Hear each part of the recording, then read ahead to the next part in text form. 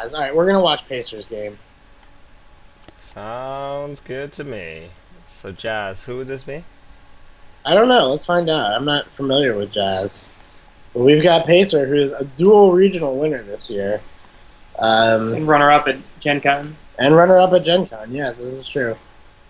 Jazz, on the other hand, let's see. This is Christopher Valet. He is a French regional winner. Ooh. So, got French and American meta happening right now.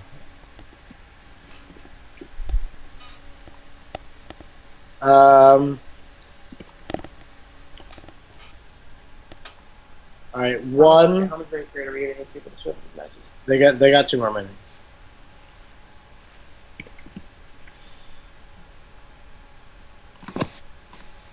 One Jazz picks. Jazz picks.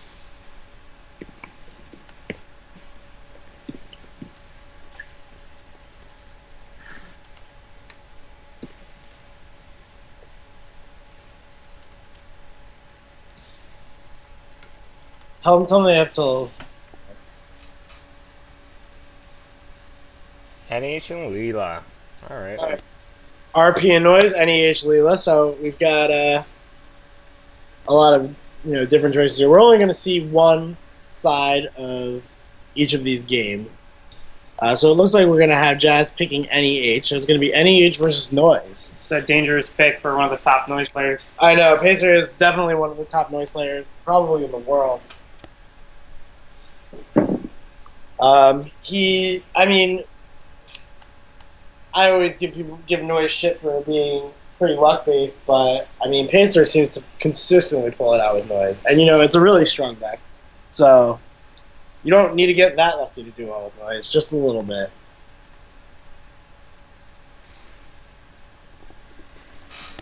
It does sometimes feel a little bit of, like, how close are wild side and pawn shop at the top of your deck.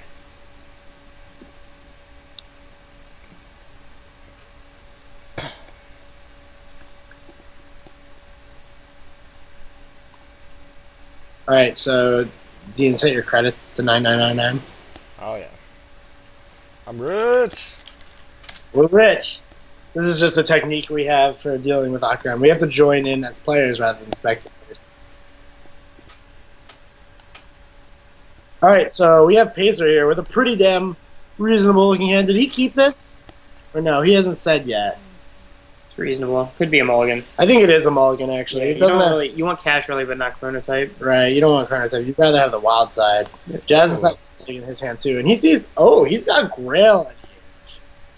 That's a throwback. That is a throwback. It's a pretty good hand, though. It is. Wants to keep this. Yeah, this is the sort of hand that could definitely surprise and wreck Noise. If you can punish Noise with, ice like Merlin and Lancelot, you might be able to cause enough of a problem. Oh, and Pacer did decide to keep.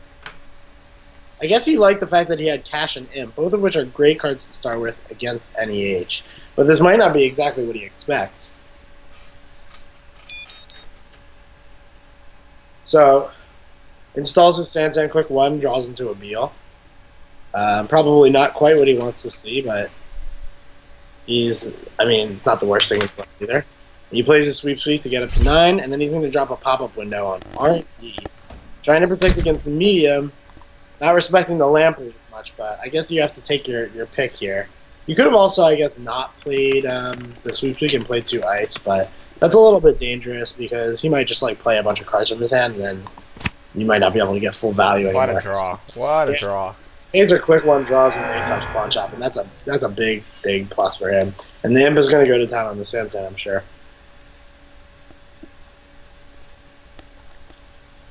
So let's draw a card, Imp, run and trash the Sansan. We'll see if he decides to play pawn shop or cash here or clone chip. I'm not quite sure.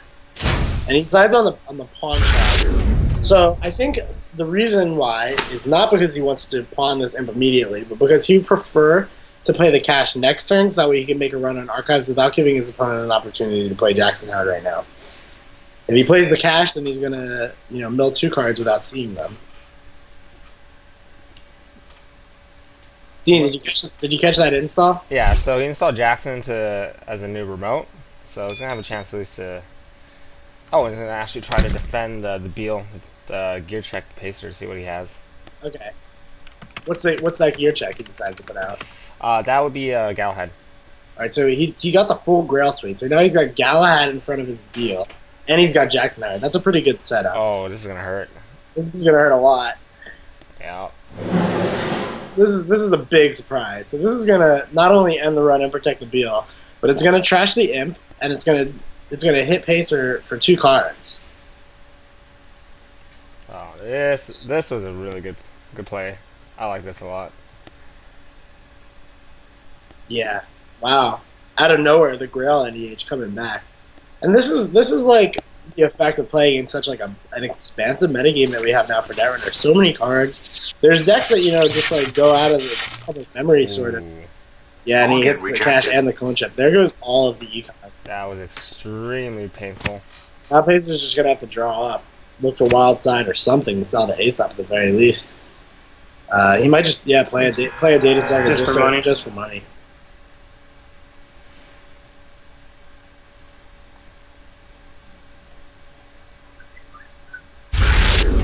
And that's a big start for a Grail NEH here. Now, I guess you have to think about, you probably, now that the data sucker has come down, I think you just want to score that because the Parasite is going to, just destroy your ice and take away the Beal score. So he just plays it safe towards the Beal. I think that's a totally reasonable thing to do here. Presumably Pacer's just going to sell his data sucker, and he does. And he's going to go digging. He finds a Deja Vu and another Deja Vu. He could Deja Vu for cash and Imp, or cash and Data Sucker, and just make some more money. Yeah, looks like that's what he's going to do here. He's just thankful this isn't an Astro script scored, because that would be, off to the races. But all these mills aren't doing very much because the Jackson Howard is in play. Now the mills that he's hit so far, though, are Wrap Route and 2 Jackson Howards, which is quite interesting. That is interesting. That means that he's not going to want to... He's probably going to use this Jackson to shuffle in more Jacksons. Alright, so he goes ahead and installs his daily business show. Draws into a Sansan. And now you got to think about this one. Do you want to just play marked accounts and put money on it? He just got back the Imp. No, and he's going for the deep rush. He's just going to try and score this NAPD too. And that's going to put him down to 0 money. He's spending all his money. Hello, sorry, I was out to buy a bottle of Coke. Did I miss something? Kalimsha. Yeah. Why aren't you in your game? Okay, well, I'm just going now. I was out to buy a bottle of Coke and took you're very late. Right. Look out of this game. Contact Josh or contact Aaron to start the game. Oh, I'm gonna play against Josh, right? No, you're playing Aaron. Aaron on. Aaron. Okay. Yeah, contact him and tell him I said it start. You've got an extension and you're an asshole. Get out of here. Okay. Alright, well, it looks like Pacer's going to run in hand, and he's going to see a marked accounts and pull it out. He just leaves it there. But he's going to keep going. He wants something better. He wants to get rid of those Grail Ice, probably, right? Yeah, that's definitely something you want to get rid of. Yeah. The big weakness to Grail Ice is that you need a critical mass of them, so when they start getting trashed, you might sort of run out. And he just is happy stealing the Sansan. Oh. So, Pacer runs in, sees the Sansan, and just trashes that. We're going to see Jahz drop another Galahad. And with this, he's going to score out this NAPD. So, bring him 4-0. Yeah, going down to 0 credits. Which is not too bad, because he can res that ice on R&D. Yeah, it's just a pop-up window. So... Pacer's going to play the money game with him. Oh, place not the money game, play R&D lock in. Yeah, so Medium is going to do a good job of putting some pressure on, but it's pretty unfortunate that that's a pop-up window. Obviously the last thing that you want to see. So Pacer trashes up top R&D, trashes a Merlin. Yep. And then he's going to go in, continue to fuel the NEH economy, but those medium counters are incredibly valuable in the NEH matchups. And he steals an Astro, so Pacer's still in the game. And then he's going to run Archives. I guess, I don't think that he got anything, so he's just going to let it go. Yeah, nothing's in there. I have the window open, it's just hedge fund, marked accounts, wrap around, 2 Jacksons. 2 Jacksons. So Pacer might be thinking that with 2 jacks in the middle, he's unlikely to have another one, but there is one on the table. I thought, why is Twick in there? I thought Aaron was playing Blink.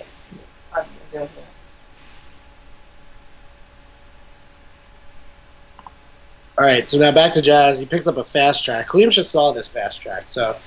Or, I'm sorry, Pacer saw the fast track. Goes ahead and installs his marked accounts. Probably going to want to put money on that now. Ices up R&D again. And just takes a credit rather than put money on marked accounts. It's an interesting choice. Well, Galahad cost 2 to res, so... Right. So this is a Galahad. He's trying to keep R&D safe, prevent the medium bleed from going off anymore. At this point, he's in a good position. He probably just doesn't want to lose to that off-the-top medium power. All right, well, there's a clot. So Pacer can halt fast advance, but it doesn't look like fast advance is the plan right now. The Galahad is doing a pretty good job of keeping him out. It might be a good idea to just play a couple data suckers here. Maybe sell one and threaten to blow up the Galahad. That'll keep him from scoring. Oh, and jeez. Oh my gosh. Pacer is not going to like to see this again. Oh, this is very bad.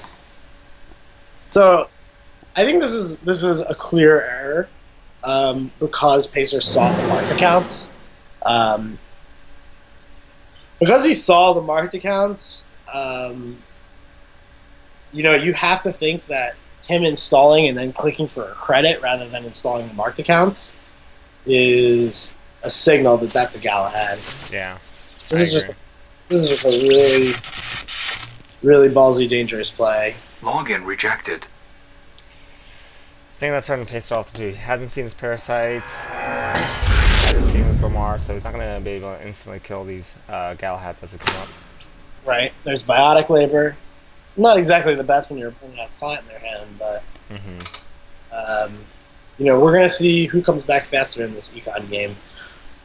Unfortunately for Pacer, he's got no medium anymore, so that was, like, I guess his main avenue to threaten the NEH deck. Now he's basically set back to square one yet again.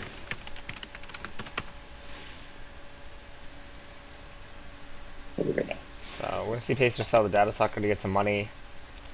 And most likely his charge is going to be looking to draw here. He needs to progress his board state because right now he's pretty behind. Draws another medium. For whatever that's worth right now. And then he's just going to deja vu. He doesn't have a lot. He doesn't know that that's a Jackson in play. I think he might just aim at kill this market accounts. You really need to keep this NEH deck off money. Yeah. Especially with the Grailites, they're not exactly cheap. The Galahads, 2 of them are already out, so... Although he has the other one in his hand, and that is an unknown factor, I'm pretty sure. So good mill so far, finally. He mills on AstroScript. Okay, so Jackson Howard is probably pre-committed now to shuffling in 2 Jackson Howards in the AstroScript.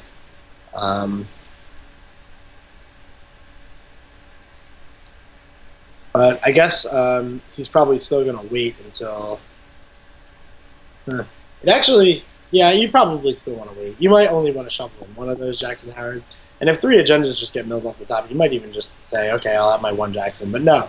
Okay, because he wants to draw a Jackson Howard or an AstroScript, he decides to go and shuffle in the Jackson Howards and the AstroScript before, you know, anything else goes on. And he's going to res his DBS. Can't exactly play his hedge fund right now. Yeah. That's a tough choice to make, too. The breaking news is actually pretty good. It's going to put him on game point. But I think you just have to take the hedge fund here. I think you just take the hedge fund, you put Galahad on HQ, and you click for 2 credits.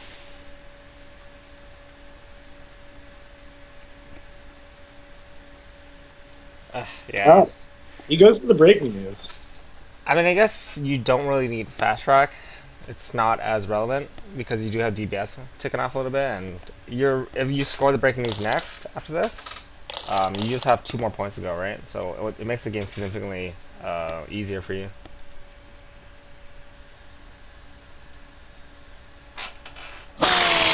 Yeah, see.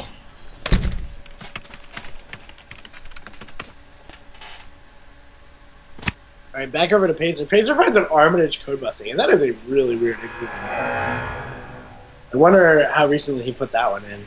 It's a pretty recent change. You think so? Yeah, I know he's been liking it. It's an interesting choice. It makes sense. Noise usually runs not high econ, so being able to install something for one and then bounce back with a bunch of credits. Right. Still, I mean, it's got tough competition in daily cast, which is overall a much more efficient card. Though it does stand to reason that Armitage is a little bit better to sell to Aesop's pawn shop. Oh, and a milled breaking news. It's stolen. So now that there's no more Jackson Howard on the board, Pacer still has the the RNG noise mill out. Armitage also just gives Noise surprise burst econ that most people don't expect. Some people think that they have 2 turns because they can only get so much money per turn. Right. From the pawn shop economy. All right. Well, now you've got another tough decision to make here. Do you want to defend with each player on 2 agendas? It's a little bit dangerous not to defend this breaking news in your HQ. Maybe you want to maybe think about defending archives so you can find another one of those Jackson Howards. But at the same time, you just want to get your points too. Mm-hmm. And you don't have hedge funds, so it's not like you're clicking up to very much. But he does decide to protect. He's going to go Galahad on HQ, wrap around on archives, and click for credit. So that's going to lock out Noise for a second. That will slow the game down a little bit until Pacer can maybe get a hold of something like a Faust or maybe just a Parasite clone chip. And his first draw is, in fact, the Faust. So he's gonna draw again. Draws into a Mimic, probably not particularly great here. If I were him, I'd probably just play the Armitage code busting. David is very likely not going to break anything out of a Grail on EH stack. So it's pretty much just fast food. Yeah, and he does. He plays his Armitage code busting. So next turn he can sell his empty imp, and then he can click up for some credits if he wants to try and trash something. Mm-hmm. And a Beal off the top. So there's all 7 points. The Faust means that it's it's not going to be really safe anywhere. So you're really going to want to try and fast against that. But the Clot in HQ is a big deal. And if Pacer can find a clone ship, he might get himself into the position where, he doesn't apparently have the Clot available, but he can use Faust to discard the Clot. And then clone chip it back. And then clone chip it back in by surprise. And that could definitely steal this game. If it comes down to, Jazz trying to get up to 7 credits so he can just biotic out his deal, and Pacer finds a clone chip. One is already discarded, but he's probably got 1 or 2 more. So if Pacer can, click up to a clone chip, there's Grimoire, Aesop. It's not exactly what you want to see here. He probably just wants to draw again. Yeah, you do want to draw again. And then maybe you play your Clot. I guess you don't need to play it right now. No, not with 2 credits. There's pretty much no way. He just plays his medium and takes some money from code busting.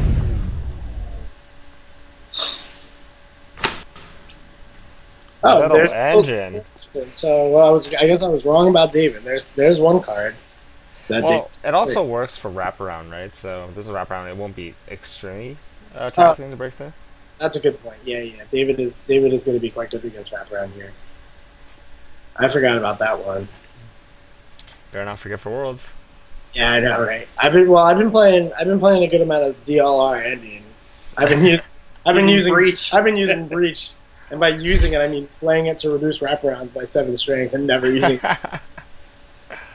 Alright, so he goes ahead and makes a new server with this ice and then just sweeps up and takes money. So he's up to 7 money now. Next turn could be the game, and we'll see what Pacer has to do about it. If he just goes ahead and plays his Cloud immediately, or if he tries to draw up. Alright, he finds a Corroder. Oof. Takes money off code busting. And runs our game. This will be the game, unfortunately. Us is Vanity Project, then it's the opposite way. That'd be a real surprise in Grail and Age.